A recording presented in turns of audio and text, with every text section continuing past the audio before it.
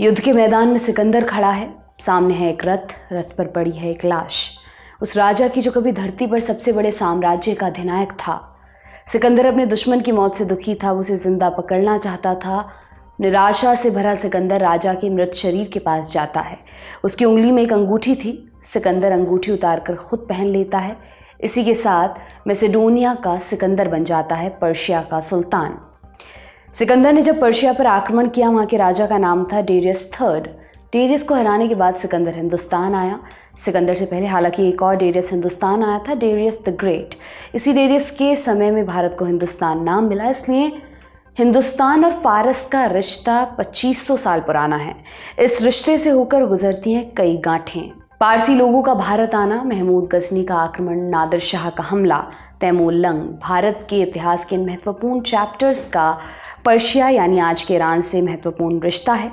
इसी रिश्ते की डोर पकड़े चलिए चलते हैं और समझते हैं ईरान के इतिहास के बारे में, जानते हैं कैसे बना ईरान। नमस्कार, मेरा नाम दिव्यांशी सुमराव है। आप देख रहे हैं तारीख।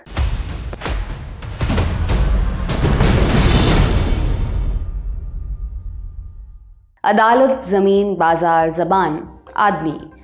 रोज़मर्रा इस्तेमाल होने वाले शब्द दरअसल फ़ारसी भाषा से हिंदुस्तानी में जुड़े हैं। भारत का खाना, आर्किटेक्चर, बहुत कुछ है ऐसा जिस पर ईरान का साफ प्रभाव दिखता है। लेकिन इस प्रभाव की शुरुआत कैसे हुई? ईरान के इतिहास को मोटा माटी हम 3 हिस्सों में बांट सकते हैं। 630 ईस्वी से पहले, 630 ईस्वी के बाद और 1800 के बाद। एक एक कर इन्हें समझते हैं। शुरुआत ईसा से 2000 साल पहले से करते हैं।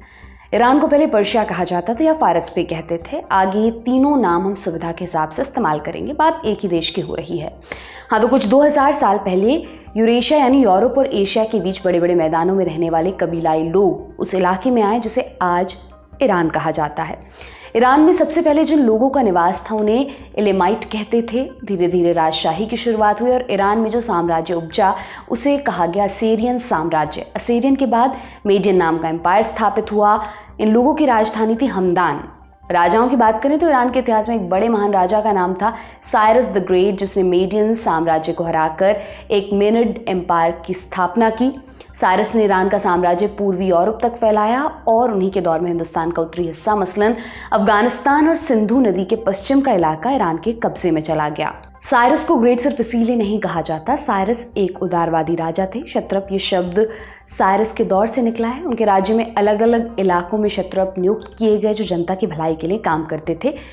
इसके अलावा साइरस ने जब बेबीलोन को जीता तो वहाँ के गुलाम यहूदियों को आज़ाद कर उन्हें वापस जेरूसलम जाने की इजाज़त दी। इसी के चलते यहूदी लोग भी साइरस का बड़ा सम्मान करते हैं। यहूदी इतिहास के अनुसार इस घटना के बाद यहूदी वापस जेरूसलम गए और वहाँ अपना मंदिर बनाया। साइरस के बाद डेरियस जर्कसीस नाम के राजा हुए, जिनके समय में फारस का साम्राज्य और फला फूला। डेरियस के समय तो फारस का साम्राज्य इस कदर फैल चुका था कि दुनिया की 44% जनता पर फारस रूल करता था। फारस पर 331 BC तक एक मेनिड एम्पायर का राज रहा। इस दौरान उनके राजाओं से कुछ गलतियां भी हुई। इनमें सबसे बड़ी गलती थी ग्रीस और मैसेडोनिया पर आक्रमण।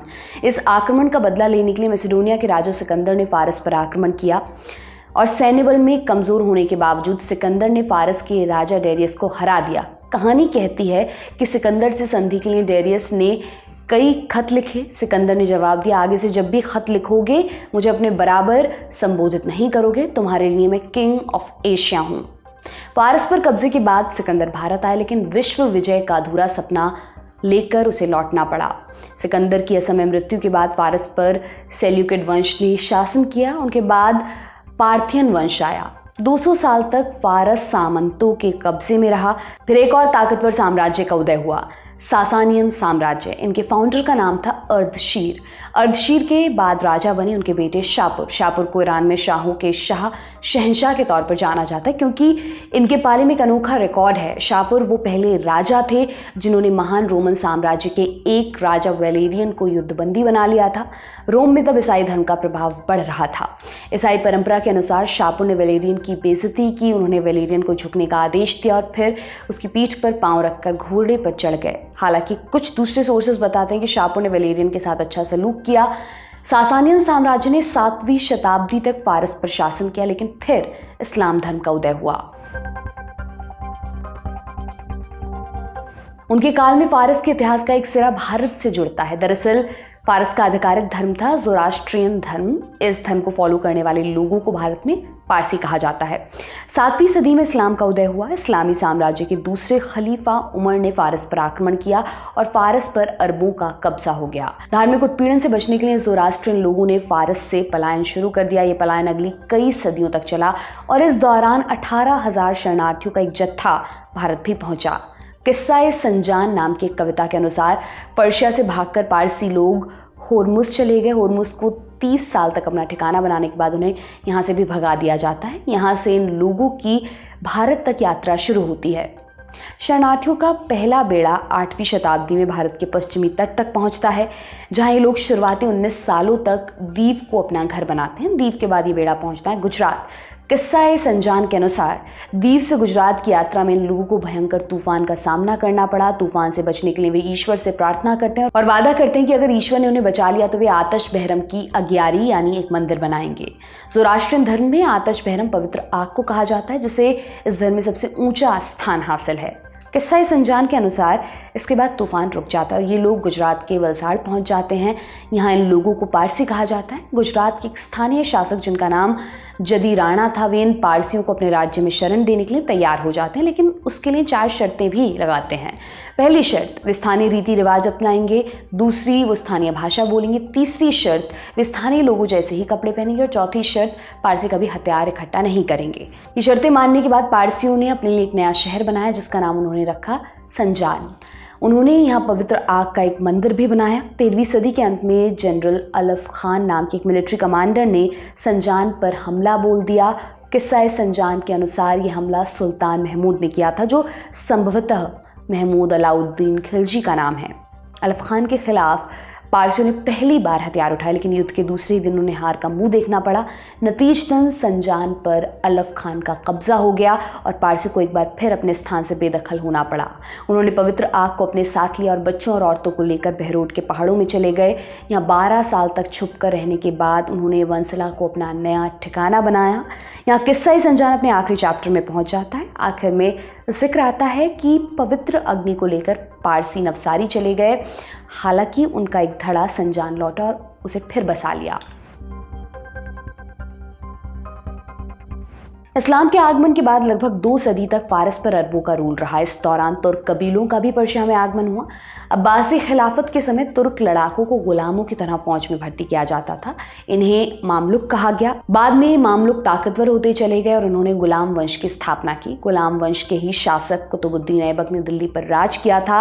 वहीं गजनवी वंश, जिनके एक शासक महमूद गजनवी ने भारत पर आक्रमण किया, इस वंश ने भी कुछ वक्त तक ईरान पर शासन किया था। तुर्कों के ताकतवर होने के बाद फारस पर अरबों का कंट्रोल कमज़ोर होता गया और 11वीं सदी में फारस पर सेल्जुक वंश का राज हो गया। ये दौर इस्लाम के गोल्डन पीरियड के तौर पर जाना जाता है, जब पर्शिया में एक बार फिर फारसी भाषा का उदय हुआ।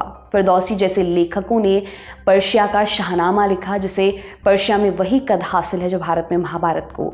सेल्जुकों के बाद अगला नंबर आया ख्वारिज़्म साम्राज्य का। ख्वारिज़्मों का शासन लंबा नहीं चला, वजह थे मंगोल।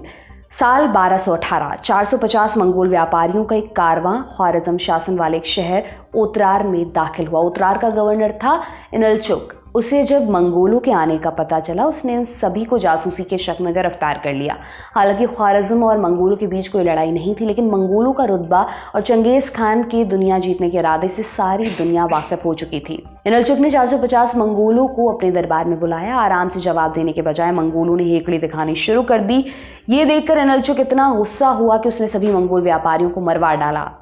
जब ये खबर चंगेज़ खान तक पहुंची, उसने अपने 3 दूत ख्वारिज़्म एम्पायर के सुल्तान मोहम्मद शाह के पास भिजवाकर मांग रखी इस गुस्ताखी के लिए इनलचुक को सज़ा दी जाए।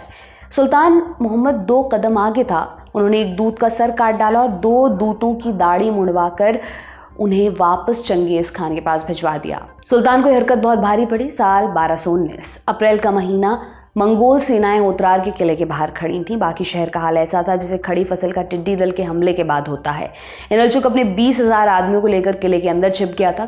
कुल 2 महीने तक युद्ध चला और अंत में इनलचुक को पकड़ लिया गया। उसे समरकंद ले जाकर चंगेज़ खान के आगे पेश किया गया। गेम ऑफ थ्रोन्स का वो सीन आपको याद है जब खाल ड्रोगो खलीसी के भाई के सर पर गर्म पिघली चांदी उड़ेलते हुए कहता है, राजा के लिए ताज। ठीक यही सीन साल 1219 में तेमुजिन उर्फ चंगेज़ खान के दरबार में दिखाई दिया। लेखक जेरेमाया कर्टन की किताब द मंगोल्स के अनुसार अंतर बस इतना था कि चंगेज़ खान ने नलचुक के कानों और आंख में पिघली हुई चांदी भर दी थी। चंगेज़ खान यहीं नहीं रुका। बुखारा, जो आज के उज़्बेकिस्तान में है, वहाँ मस्जिद पर चढ़कर उसने ऐलान किया, मैं जन्नत से भेजा गया दूत हूँ जो आज तुम सबका फैसला करेगा। इसी ऐलान के साथ शहर में मारकाट शुरू हो गई। मंगोल सैनिकों ने पूरा शहर जला दिया। यहाँ से चंगेज़ खान समरकंद होते हुए पर्शिया जा पहुँचा। यहाँ उसने लोगों को गुलाम बनाकर उन्हें अपने बीवी बच्चों में बांट दिया। शहर का वो हाल हुआ कि उसे दोबारा बसाने में कई दशक लग गए। ख्वारिज़्म एम्पायर के ज़र्रे ज़र्रे को चंगेज़ खान की फौज ने नेस्तनाबूद कर डाला। दुनिया के सबसे बड़े साम्राज्यों में से एक को मंगोल फौज ने यूं खत्म कर दिया जैसे बच्चों का खेल हो। मंगोल के बाद पर्शिया पर कब्जा हुआ तिमुरिद वंश का, जिसके शासक तैमूर लंग के नाम से भारत के लोग अच्छे से वाकिफ हैं। साल 1398 में तैमूर ने दिल्ली पर आक्रमण किया था। तैमूर दिल्ली में केवल 15 दिन रहा और इस दौरान उसके वजीरों और सैनिकों ने दिल्ली को बड़ी बेरहमी से लूटा, फसलों को तबाह किया, ऐसा हाल किया कि दिल्ली 100 साल बाद उबर पाई। तिमुरिद वंश के बाद एक बड़ा वंश हुआ सफविद वंश। सफविद वंश के दौर में ईरान में एक बड़ा बदलाव हुआ। सफविद वंश से पहले ईरान पर सुन्नी मुस्लिम समुदाय का प्रभाव था। सफविद वंश के पहले शासक इस्माइल ने सुन्नी सेक्ट को छोड़कर शिया ब्रांच को अपना लिया। इसी कारण आज भी ईरान में शिया बहुमत में है। साल 1722 में सफविद वंश का अंत हुआ। इसके बाद आए अफशारिद। इनके भी एक शासक के नाम से आप वाकिफ होंगे। नादिर शाह के दौर में पर्शिया एक बार फिर अपने उरूज तक पहुंचा और इसी दौरान ईरान की तरफ से भारत पर एक और आक्रमण हुआ। साल 1738 की बात है। मुगल बादशाह मोहम्मद शाह रंगीला एक रोज़ अपने आरामगाह में पसरे हुए थे। शराब और नाच का दौर चल रहा था। अचानक एक हरकारा दौड़ता हुआ आया और बादशाह को एक चिट्ठी पकड़ाई। वह ज़रूरी संदेश लिए हुए इस चिट्ठी को बादशाह ने पकड़ा और शराब के प्याले में डुबोते हुए अर्ज़ किया, आईने दफ्तार बेमाना गर के मैं ना बुला। यानी बिना मतलब की चिट्ठी को तो नीट दारू में डुबो देना ही बेहतर है। ये देखकर हरकारे के पसीने छूटने लगे। उसने दरखास्त की, हुजूर नादिर शाह पहुंचने वाला है। रंगीला के कान पर जूं तक ना रेंगी। बोतल से प्याले में शराब उड़ेलते हुए बोले, हनूज दिल्ली दूरस्त, यानी दिल्ली बहुत दूर है। लेकिन न दिल्ली दूर थी न नादिर शाह की फौज। नादिर शाह ने करोड़ों के हीरे जवाहरात, सोना चांदी, इतना सब कुछ लूट लिया कि उसके मुंशी पूरी तरह हिसाब भी नहीं कर पाए। सब कुछ ले चुकने के बाद भी नादिर शाह का मन नहीं भरा। आखिर में उसने मुगल दरबार की शान तख्त ताउस को उठाया और वापस लौट गया। उसमें जड़े कोहिनूर और तैमूरिया माणिक भी उसके साथ चले गए और साथ ही चला गया मुगल सल्तनत का सारा वैभव और धन धान्य। हमने 7वीं सदी से पहले और 7वीं सदी से 18वीं सदी तक ईरान का इतिहास देखा। यहाँ से हम पहुँचते हैं मॉडर्न ईरान में। 1800 के बाद पर्शिया पर पश्चिम का प्रभाव बढ़ता गया। पर्शिया कमज़ोर हो गया। 9वीं सदी में ब्रिटेन और रशिया के बीच की लड़ाई में पिसता रहा। फॉरेन इंटरवेंशन से तंग आकर 1872 में पर्शिया में संवैधानिक क्रांति की शुरुआत हुई। नतीजा हुआ कि 1905 में पर्शिया की पहली संसद बनी। रूस और ब्रिटेन हालांकि अभी भी पर्शिया पर प्रभाव के लिए लड़ रहे थे। लिहाजा 1907 में एक एंग्लो रशियन सम्मेलन हुआ और पर्शिया रूस और ब्रिटेन के प्रभाव वाले इलाकों में बंट गया। फर्स्ट वर्ल्ड वॉर के बाद ब्रिटेन पर्शिया को अपना प्रोटेक्टोरेट बनाना चाहता था, लेकिन इसमें वो असफल रहा। साल 1925 में पर्शिया में एक और वंश का राज शुरू हुआ। पहलवी वंश के राजा का नाम था Reza Shah Pahlavi. Reza Shah ने 16 साल पर्शिया पर राज किया, लेकिन जब तक इनका राज खत्म हुआ पर्शिया बदल चुका था। साल 1935 में शाह ने पर्शिया का नाम बदलकर ईरान कर दिया। दरअसल पर्शिया के लोग पहले इस इलाके को ईरान ही बुलाते थे, जबकि पर्शिया नाम बाहर के लोगों ने दिया था। रेज़ा शाह पहलवी को गद्दी क्यों छोड़नी पड़ी? दरअसल ईरान की एक रिफाइनरी पर ब्रिटेन का कंट्रोल था। सेकेंड वर्ल्ड वॉर शुरू हुआ तो ब्रिटेन को डर लगा कहीं जर्मनी इस रिफाइनरी पर कब्जा ना कर ले। ब्रिटेन ने रेज़ा शाह से कहा कि वो जर्मन वासियों को ईरान से बाहर निकाल दे। रेज़ा शाह तैयार नहीं हुए। लिहाजा 1941 में ब्रिटेन और रूस ने मिलकर ईरान पर हमला कर दिया। रेज़ा शाह पहलवी को सत्ता छोड़नी पड़ी। उनके बदले सत्ता पर बिठाया गया उनके बेटे मोहम्मद रेज़ा शाह पहलवी को। वो ईरान को आधुनिक बनाना चाहते थे। उनकी छवि ईरान में एक लिबरल नेता की थी। वो ब्रिटेन और अमेरिका के खास दोस्त थे और इस दोस्ती की वजह से वो तेल को सस्ते दाम में इन्हें बेचते थे। कुछ साल तो शाह ने गद्दी बचा कर रखी, लेकिन 1950 का दशक उनके लिए चुनौतियों से भरा रहा। क्या हुआ इस दशक में? मोहम्मद मोसादेक के साथ सत्ता संघर्ष शुरू हुआ। मोसादेक ईरानी राष्ट्रवादी नेता थे। 1951 में मोसादेक ईरानी ऑयल इंडस्ट्री पर ऐसा बिल लेकर आए जो अंग्रेजी हितों को नुकसान पहुंचा रहा था। इससे जनता में उनका समर्थन बढ़ा। मोसादेक की ताकत भी बढ़ी। 1951 में वो ईरान के पीएम बन गए। शाह को देश छोड़कर भागना पड़ा, लेकिन ये नाटक ज़्यादा नहीं चल पाया। 1953 में अमेरिका और ब्रिटेन ने मिलकर मोसादिक का तख्ता पलट कर दिया। तख्ता पलट में CIA का अहम रोल था। उन्होंने मोसादिक के बदले जनरल फजलुल्लाह जहेदी को प्रधानमंत्री बनाया और रेजा शाह पहलवी की ईरान में एक बार फिर से वापसी हो गई। शाह की वापसी के साथ फिर ईरानी तेल का दोहन शुरू हुआ। इससे ईरान आर्थिक मोर्चे पर कमज़ोर पड़ा, जनता में असंतोष बढ़ने लगा। 1963 में ईरान में सफ़ेद क्रांति की शुरुआत हुई। इसमें ईरान के मॉडर्नाइजेशन की बात कही गई। शाह धर्म और शासन को अलग रखने की बात करते, वो हिजाब विरोधी भी थे, इसलिए धार्मिक नेताओं के निशाने पर रहते। इन्हीं धार्मिक नेताओं में से एक थे अयातुल्लाह रूहुल्लाह खुमैनी। इन्होंने शाह की नीतियों के खिलाफ झंडा बुलंद किया हुआ था। धीरे धीरे रूहुल्लाह खुमैनी को जनता की सहानुभूति मिली, उनकी लोकप्रियता बढ़ती चली गई। शाह को अपनी कुर्सी पर खतरा महसूस हुआ, सो उन्होंने खुमैनी को देश निकाला दे दिया। पहले इराक और फिर फ्रांस में उन्होंने समय बिताया। इस दौरान उनके लेख और भाषण ईरान पहुंचते रहे, जिसके चलते शाह के खिलाफ देश में माहौल बनता गया। इस आग में तेल का काम किया शाह की एक पार्टी ने।